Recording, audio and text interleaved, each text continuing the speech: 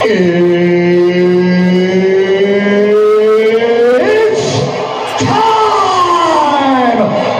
and gentlemen, welcome back to the MD Medic Podcast. Today, we're going to talk about how promiscuity is different for males and females. Let's go.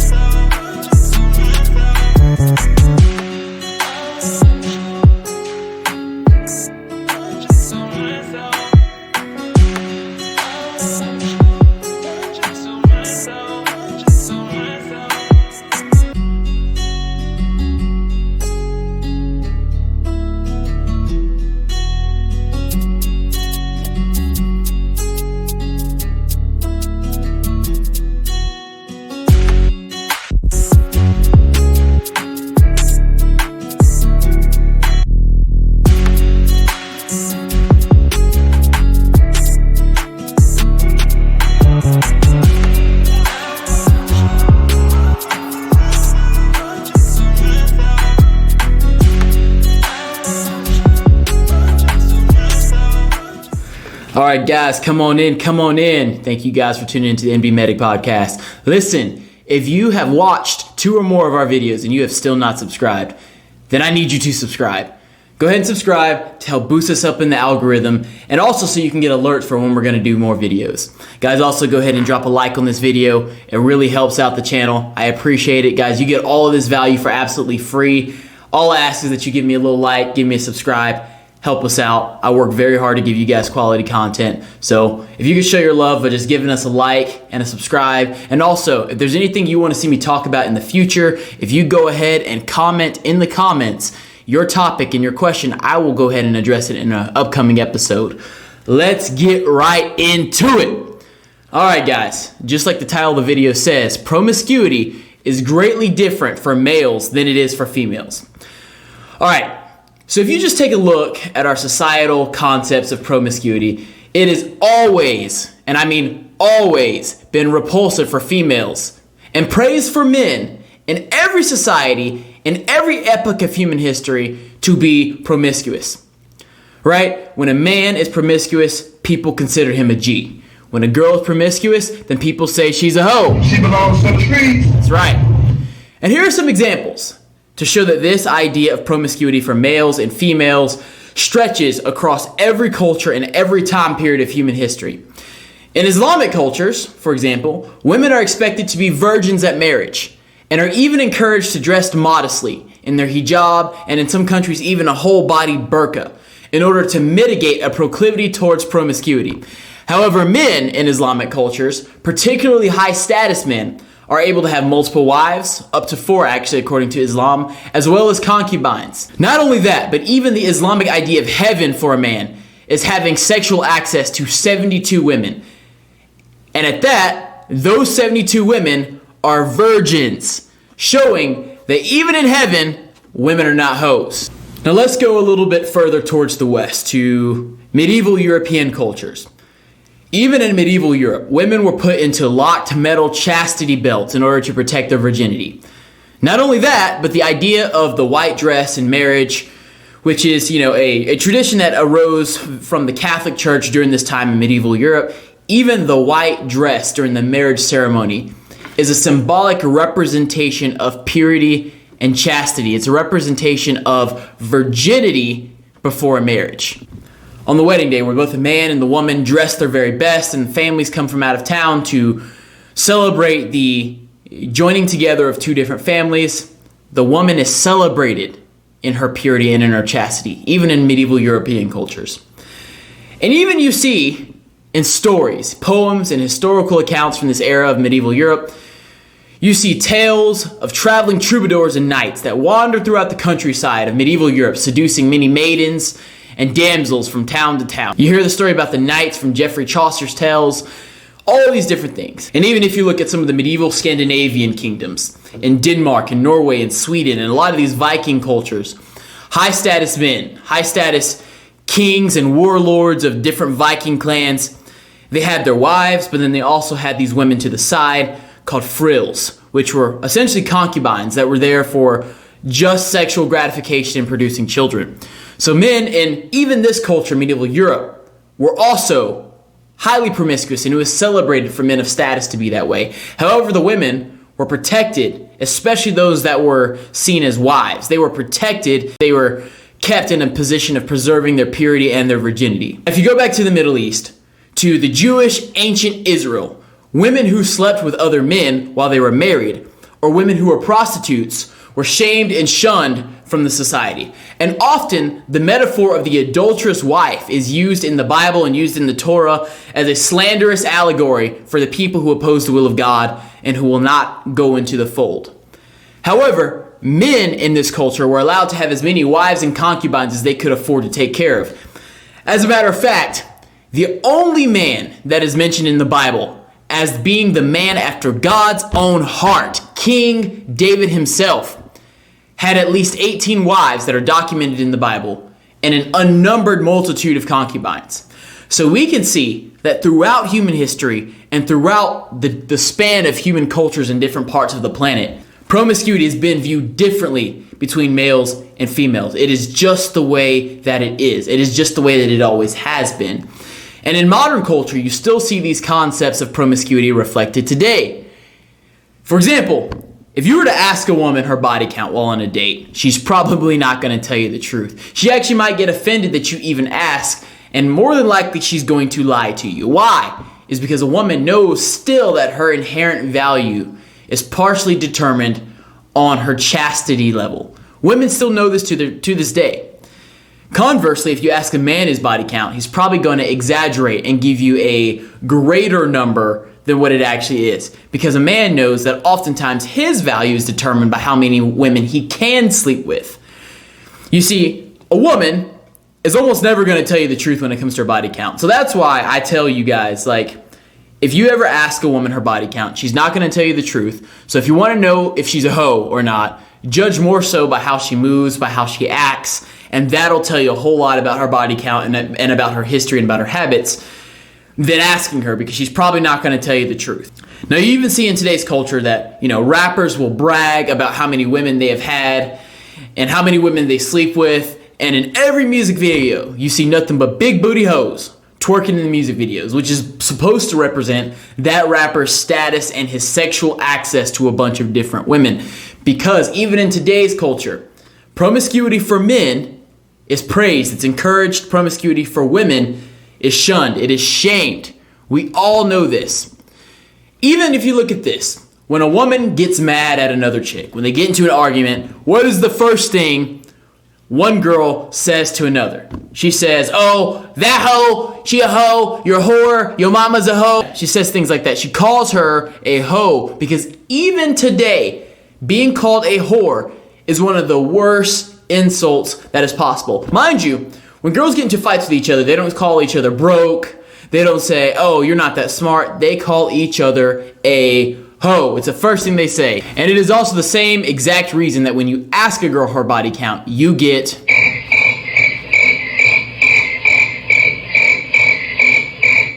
crickets. Because they know that they don't want to be seen as promiscuous, because society does not accept it. So now that we have established that promiscuity for males and females has always been viewed differently, let's get into the reasons why these conceptions exist. Let's go.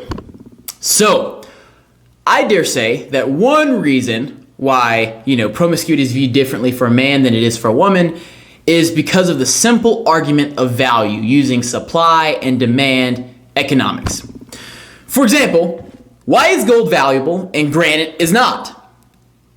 Listen, both are minerals that are dug out of the earth. What is their difference? The difference in value is because gold is rare and it is extremely difficult to find and to obtain, but yet granite is common. It's everywhere. And if you just go outside for 60 seconds, you're probably going to be able to find a piece of granite because it's that common. And therefore, granite is not nearly as valuable because it's easy, it's everywhere. And gold is valuable because it is harder to get, it is more rare. And the same concept actually applies to male and female sexuality.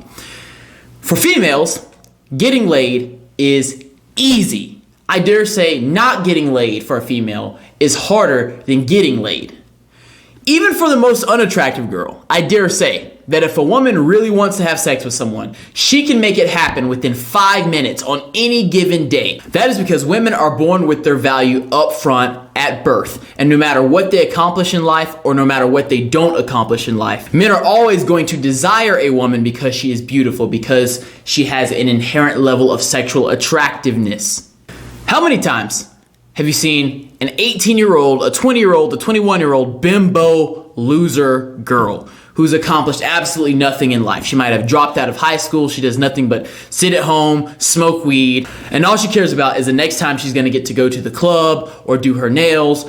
All she talks about is her star signs and Kim Kardashian. Completely worthless when it comes to contributing to society, but yet this girl can get wifed up by a millionaire just because she's a pretty female. You see it all the time. Women don't have to provide value in order to be attractive, in order to be sexually attractive to men. So therefore, sex is common.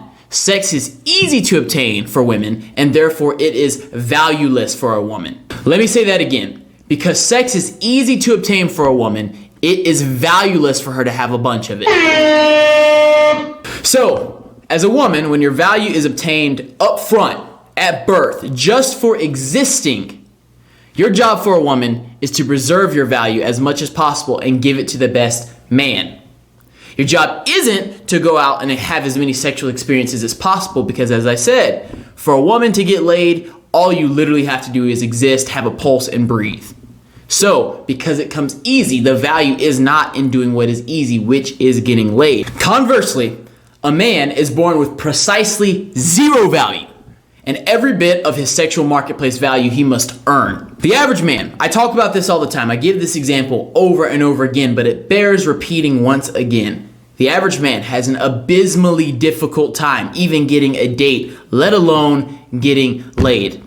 And this is proven in the data from the Tinder Experiments 2, where basically a bunch of data from Tinder, the world's most popular dating app, was compiled to see what is actually the attraction triggers for males and females? What are the patterns and dating habits of males and females in the modern age of technology? And according to the data from the Tinder Experiment 2, the average man, mind you, the average man in the United States is 5'7", makes $40,000 a year, and 75% of men in the United States are either overweight or obese. So according to the Tinder Experiments 2, the average man, the bottom 80% of men, the vast majority of men, the bottom 80% of men when it comes to attractiveness, and attractiveness on the scales of physical appearance, physique, status, all of these things that can be seen in a Tinder profile. The bottom 80% of men, the vast majority of men, their chance of getting liked by a girl was 0.87% on any given day. That is less than 1%.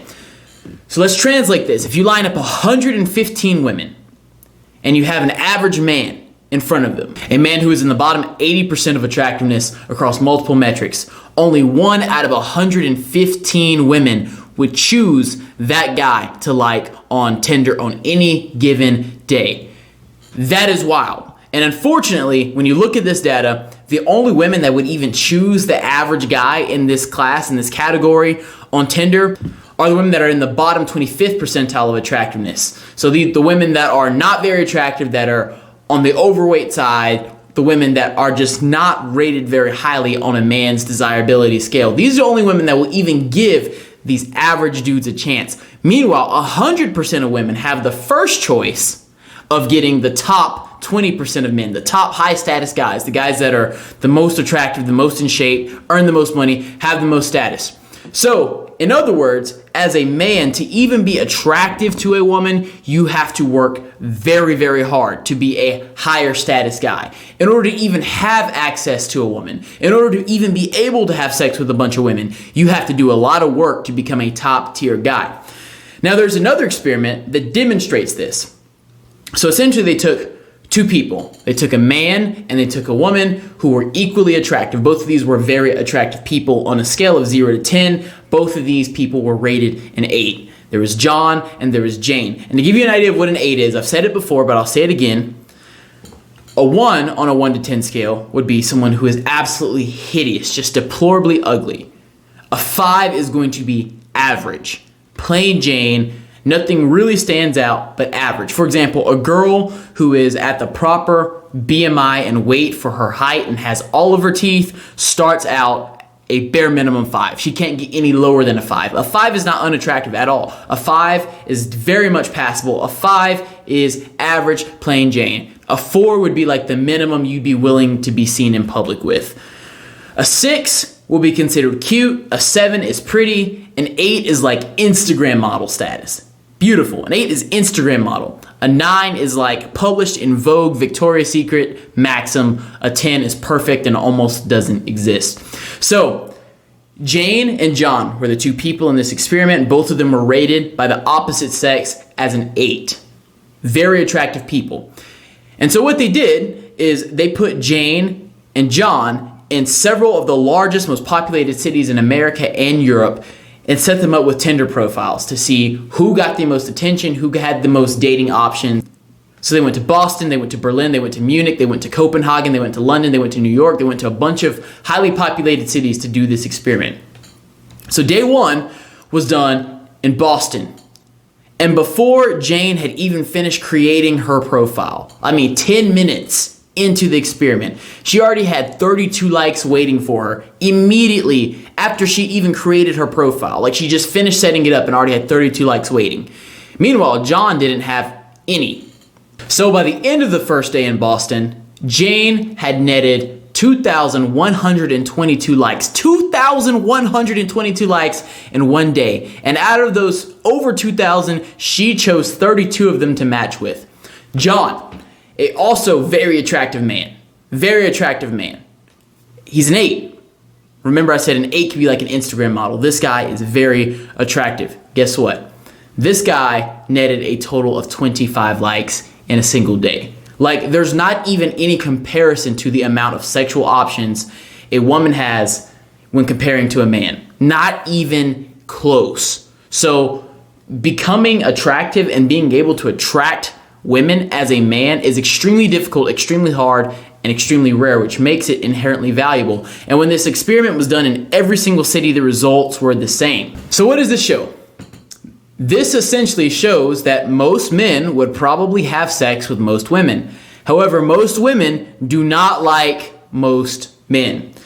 If you ask every woman the kind of guy they're attracted to, they're all essentially going to describe the same guy. They're going to describe a guy who is strong, who's in shape, who is kind of a dominant guy, acts like a leader, who's experienced in life, who's quick at making decisions, who has status, who has money, who's able to financially provide for her, who's able to protect her, who is very intelligent, is a good conversationalist, has game, has a nice smile, who dresses well, smells good. All things that a man has to work really hard throughout a lifetime to meet. They're all describing the same guy. All the women, when asked the kind of guy that they really want, are going to describe the same type of guy that is really hard to become. To be this kind of guy that can even have the options of women to choose from, that can even be promiscuous, it takes years of hard work and personal development to become this man. It takes years of dedication in the gym to get the body and the physique that women are going to be attracted to. It takes a strong and consistent dental hygiene routine to get your teeth white. You know, you're visiting the dentist regularly. Not everyone can afford that, so you have to have a good job. In order to get a good job, you got to go to school in a lot of cases, get a good education, be devoted in your school, devoted in your job, work overtime, learn how to invest your money, save your money. Then it takes, interacting with a bunch of people and maybe traveling and educating yourself even further to even know how to speak to a woman, to be able to have game. And then, in order to be able to have the best game, you have to have had experience with a lot of women. So meaning you have to be a better man in a bunch of different metrics. You have to work hard, you have to smell good, you have to look good, you have to be able to afford nice clothes, you have to be able to have enough experience and leadership to be able to lead a girl and lead a conversation and be able to make her feel secure. It takes a lot of work to be this top tier guy. So So therefore, to even be able to sleep with a lot of women, a man has to be an elite and a hard worker on multiple levels, which makes a man's promiscuity rare and hard to obtain, kind of like gold, and a woman's promiscuity common and easy to access, kind of like granite. And that's why a man that even can sleep with a lot of women is a G. Also why a woman who sleeps with a lot of men is just a nasty hoe with no self-control and is just getting everything that comes at her easily. Now, another perspective on this matter would be the perspective of biology. So our bodies were designed with a gender-based bias when it comes to sexuality. For example, a man can release millions, hundreds of millions even, of sperm every single time he ejaculates. And a man can therefore realistically bust a nut every 1 to 2 hours depending on the guy. With these numbers in mind, a healthy man could technically father an unlimited amount of children in a single year span if he were allowed to and if he had unlimited sexual access to women. But realistically speaking, a woman can only give birth to about 1 child per year, implying that women are designed on a biological level to be more selective in their choice of mates. This concept also leads to another biological argument as to why women and men, in terms of their sexuality, have been viewed differently throughout human history.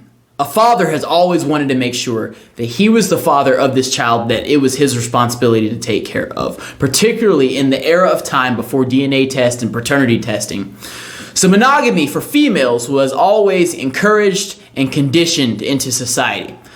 Meanwhile, promiscuity was shamed because men always wanted to make sure that they were the father of a child that they were tasked to take care of. And let's be honest, this makes absolutely perfect sense, because if a man is expected to put his life on the line in the ancient world, hunting buffalo and braving the wilderness and fighting off warring tribes to protect and provide for a child, that child sure as hell better be ensured to be his child. 100%. A man is not going to want to risk his life and almost die to take care of a child that probably isn't even his. That would be a major L on that guy's part.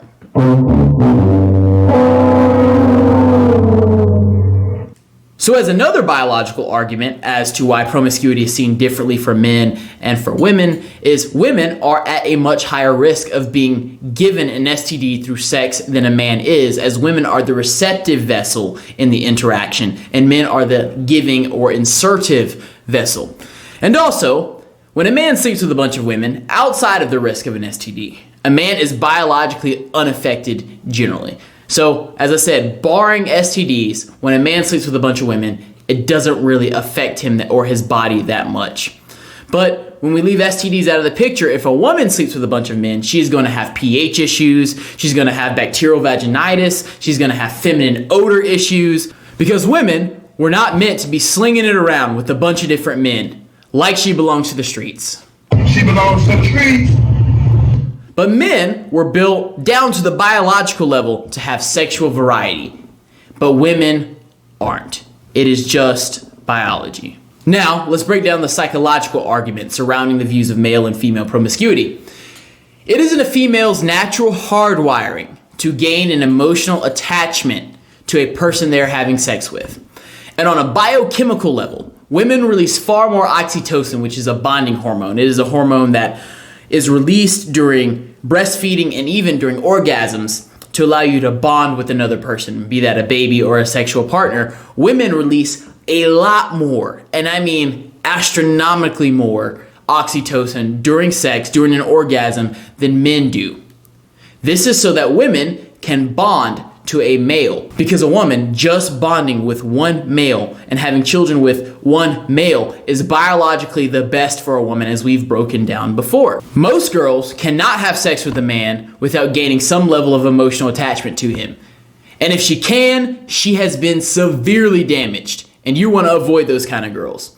A girl that can unpair emotion from sex has probably been psychologically or emotionally damaged at some point in her life.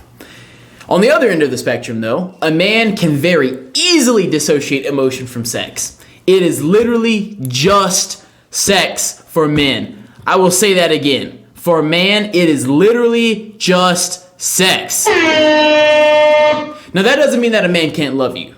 But when a man is just having sex with a bunch of people, it is literally just sex. He's not putting on emotional damage and emotional baggage from it. He's literally just having sex. For a man, the feeling of being horny is equivalent to the biological urges of hunger, of thirst, of tiredness, of being hot, of being cold, and wanting to seek a more comfortable environment. It is literally just a biological urge. And women, I need you to understand this.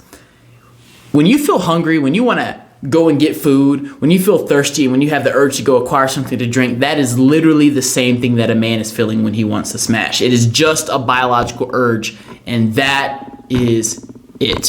For example, a guy can meet a girl, he can have sex with her, and she can die in a car accident the very next day, and that man not care at all because it was just sex with no emotional attachment.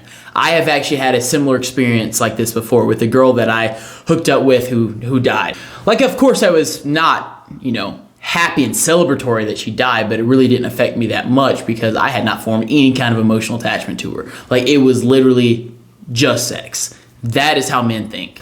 A man can also have a woman that he loves with all of his heart, a woman that he gladly goes out and works 80 hours a week to take care of and to give her all the things that she wants and all the things that she needs and keep a roof over her head and make her as comfortable as possible. A woman that he would without question take a bullet for, stand up and give his life and die to protect. This man could go out and smash some new chick he just met. He can go smash another girl he doesn't care about at all and then come home to this girl that he loves, hold her, cuddle her at night, and not love her any less because it is literally just sex for men.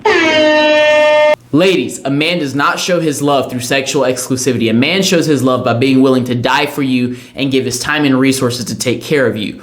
All that's asked from a woman is sexual exclusivity. That is it. That is how a woman shows her love to a man. This concept is also backed up by psychological studies because research shows that once a woman has had more than 6 sexual partners, her ability to pair bond in a long-term relationship is exponentially impaired as their body count increases. The same is not true for men. Men are unaffected by their body count, whereas women take on more damage and psychological trauma and different kind of pair bonding issues by having a higher body count. It is simply biology and psychology, and even though it may make you upset, you cannot escape it. Let's look at this analogy regarding male versus female promiscuity. As we've established before, a woman is the receptive vessel during sex, and a man is the penetrative vessel during sex. Kind of like a lock and a key, with the woman being a lock and the man being a key. It's common sense and makes sense. Simple birds and the bees. I'm pretty sure you guys all understand how sex works. Let's look at this analogy. Would you want a lock to protect your house, to protect your valuables, to protect anything that you actually deem as valuable? Would you want a lock that can be unlocked by any key, that any old key can come and just unlock that lock? No, you don't want that lock. That is a crappy lock. That lock isn't protecting anything, and that lock belongs in the trash. However, if someone says, I have this key that can unlock any lock, that you can go to any door, any car, any vault, and unlock it with this one key. You have a universal key that can unlock any lock. People would fight for that key. People would go to war for that key. People would pay millions of dollars for that key because a key that can unlock any door is valuable. That is a good key. That is a desirous key. The same analogy applies. A lock that can be unlocked by any key is a trash lock, but a key that can unlock any lock is an awesome key. Meaning, a woman that is a hoe that can be unlocked by any dick is not desirable. She's a hoe. But a man that can unlock any lock, a man that's smooth, a man that's sexy, a man that's talented, a man that's dangerous, a man that makes money, a man that has a nice smile, a man that dresses good, smells good, kind of like me, that kind of guy is desirable. And that is the difference between male and female promiscuity. Now, many women may be upset about this argument that promiscuity is different for a male than it is for a female, and that it's not fair. But let's be honest, there's many double standards that work in female favor that you don't complain about. For example, just by being pretty and having no value at all, a girl can literally be married by a millionaire and have her entire life changed. Or, for example, just by being pretty and having no other value than being attractive, or just being a female in general, not even attractive, girls get invited to parties, they get on yachts, They get free drinks at the club. They get into a club for free. They get doors open for them. If a girl breaks down on the side of the road and has, her tire popped, a man is probably going to stop to help her change her tire, but men hardly ever get other men stop to help them. If a woman is walking down the street, she's probably going to get offered a ride. If a woman, especially an attractive woman, is at the store and her car gets declined for groceries, it is not uncommon for a man to just come up and be like, I got it, and swipe it. Like, there are so many different double standards that benefit women that don't benefit men, but women don't complain about them. But men just have one double standard that benefits them, and it's the different view of promiscuity when it comes to men versus women. That is the only one we have. But you want to complain and say that this isn't fair is just that you're greedy and that you want everything. You want all the rights to be given to you. Or let's think about this. What do you expect out of a man? You expect a man to be strong, a man to be smart, a man to protect you, a man to provide for you, not just give you your needs, but give you the things that you want, take you on nice trips, all of this stuff. A man to know how to take care of your emotional needs, a man to be a gentleman, a man to keep himself in shape and be attractive to you, a man to look good, smell good, know how to talk, know how to make you laugh. You expect all these things from a man. And literally all a man wants you to do is to empty his balls, fill his stomach, don't be annoying, and don't be a hoe. That is it. That is it. That is all a man expects from you. But yet you expect all this stuff from a man, but he can't even have the one double standard that works for him. And I think when women get angry about this reality, it is very interesting. Because if you were to line up 100 women and ask them, would you rather be out here having a bunch of casual sex with a bunch of strangers that you don't care about, increasing your body count, being out here being promiscuous, or would you rather have one guy that you absolutely adore, that you love, admire, and respect, and be sexually devoted to this one man? 90 to 100 of those women are going to say, I would rather have this one man that I love, admire, and respect and be sexually faithful to him. That's what they want. Women don't even want to be hoes, most of them. Most women don't even want to be called a hoe. They don't even want that. They want one guy that they can devote to. Most women do. But let's be honest, if you ask most men, would you rather have just one woman, or would you rather be able to express your sexual options and explore a bunch of different varieties in women? If men did not have anybody else watching or didn't have any society judging them or weren't going to have any negative consequences for choosing their answer, a man will look left, he will look right, and he will say, you know what, I'm going to take all of these options. And women inherently know this. Women inherently know that men have a biological urge for sexual variety.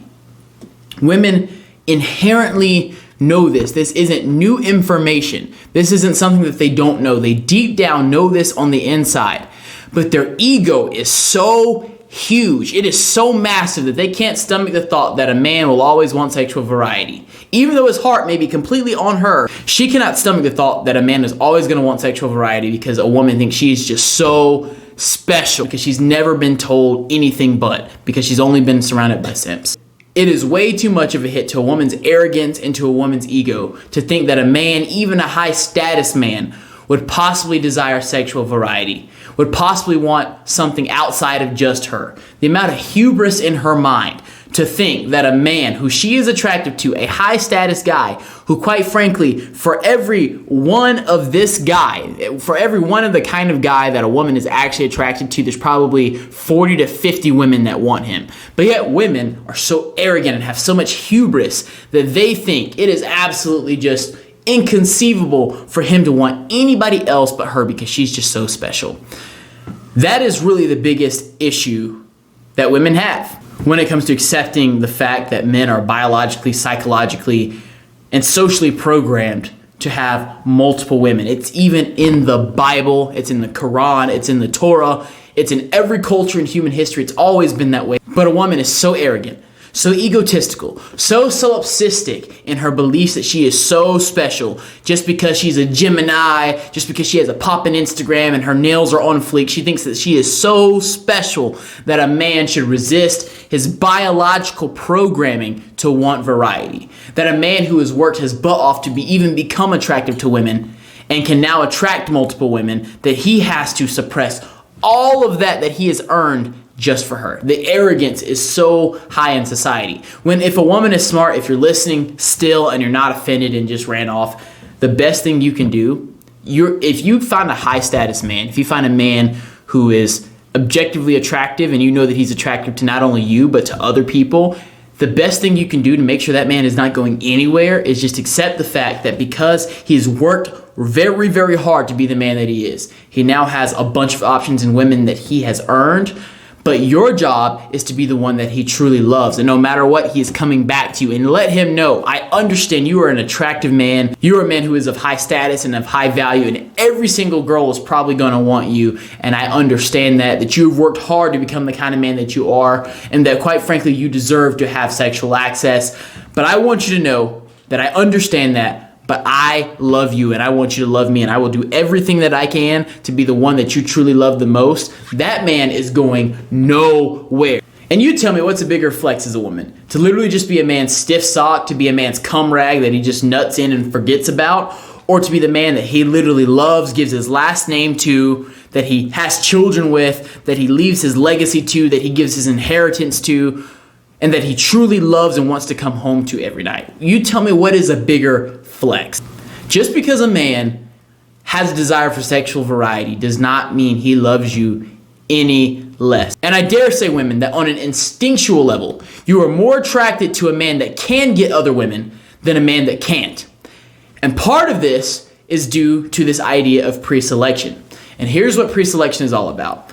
Back in the day, in historic times, where if a woman did not find a man to protect her, to provide for her, to fight off marauders and tribal warriors and hunt for her and give her food and grow crops for her, back in those days when a woman couldn't find a man, she would actually die. Like, her life would be at risk. Her children would die. So her job was to try to find the strongest, most capable, most powerful man possible. And if this woman were to come across a man who had 7 wives, who was already taking care of 7 women, she had to vet this guy a whole lot less. She had to do a whole lot less selection in the process of choosing this guy, because he's already taking care of these other women. He most likely can probably take care of me and my children as well. He's probably much more equipped to do so than a man who has no women, no children. So this is a biological programming, a psychological programming that has been with us since the beginning of time, that has been in women since the beginning of time. And this is proven by multiple studies once again, so you guys don't just think I'm making things up. I'm going to give you facts, data, and statistics to back up my points. There is a study where they took a very attractive man. He was tall, he was in shape, he was strong, he had a perfectly symmetrical face and a chiseled jawline, he looked good, he smelled good, he had game, he had pretty white teeth. Like, the man was like celebrity status. Like, he could be like in a Hollywood movie. He was that attractive. And they put him in a club. They put him in a very popular, a very populated, bouncing club. They put him there on a Saturday night when it was super busy, lots of people there, and they wanted to see how many women would actually come up to him and approach him. And guess what? No woman took her own effort to go ahead and approach him. No woman actually came up to this man and showed genuine interest and started a conversation with this man. So after this, they put this guy with 2 models, 2 women that were models, that were actresses, that were beautiful women, and they put them with this man, and they told them to pretend like this is your man, that you're sharing this man, that you love this man, and go into the club with him. When he went into the club with these 2 actresses on his arms, he had women approaching him left and right. And this is because of the idea of pre-selection. Women find a man more attractive who can have more women. Business Insider actually reported a psychological study on this very concept, that men are more attractive to women when they have other women around them already. And if you look at another survey conducted by MSN, they actually found that women value sexual prowess in a man, while men value virginity in a woman. And that even virgin women prefer to lose their virginity to a man with experience. This proves that promiscuity is valued in men, but it is not the case in women. And that women are, quite frankly, more attracted to a man that has sexual experience and a man that can get more women. Women, you may not like this, but it is the truth. And the quicker you realize the truth, the better and easier your life is going to become. And men, the quicker that you realize that your options in women expand and that your life becomes better and you get to have more access to women when you become a better, wealthier, stronger, sexier guy, the quicker your life will get better. And guys, I'm going to give one last example. Ladies, this is going to be an example to show you once again that you're more attracted to a man that can get more women than you are to a man that can't get a bunch of women. Let's just say you're in a relationship and you look through your guy's phone, which I never recommend you do unless you're actually wanting to get hurt. Ladies, don't go looking for problems, because when you try to find problems, you probably are going to encounter them.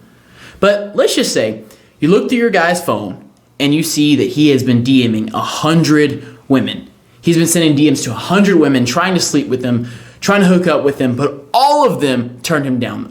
All of them said no. All of them were repulsed by him, and all of them said, ew, I don't want you, go away. And he got turned down 100 out of 100 times. I guarantee you would be much more repulsed in that situation by your man than if you were with a guy that you knew was a G. You knew he was attractive. You knew that he looked good, smelled good, had high status, made money, was in shape. And he was actually out here screwing other chicks, and that chicks wanted him. In the case with that guy, with the G, in that case, you'd be hurt. You'd probably be feeling just a little bit insecure. But in the case with the first guy, the guy that no other woman wants, you'll not only be upset because your ego was hit, because he doesn't just want you, and because probably you settled for him anyway because you don't even like him that much. But you'll also be disgusted because you're like, hey, if no other girl wants him, why do I want him too? So it's a double hit. It's not just a hit to your ego, it's also the hit of negative pre-selection. When no other girl wants him, why do I want him too? But at the same time, if you're with the G, ultimately it'll be like, I know this man is handsome. I know this guy's a kind of a G, and I may be a little bit insecure because he went and had somebody other than me, and I may be a little, hitting my ego, but ultimately I do know that this guy's a G, right? You're going to be much more repulsed by the guy who couldn't even get more women, because that is how your mind works. And men, just like I said before, on this channel, my job is to make you the best, the strongest, the sexiest men that you can possibly be, to make the money that you want, to get the life that you want, to have the results in life that you want to have, and have the women around you and the respect around you that you want to have. And the more you understand human nature and what it takes to get a bunch of women around you, to have a bunch of women desire you and want to be around you and respect you, the quicker your life will become the life that you want. Because that's what I want, is the very best for you men. That's what the MD Medic podcast is all about. So my friends, I want you to go forth, I want you to conquer, and I want you to be the best men that you can possibly be, so you can have the options that you want. MD Medic podcast, we out.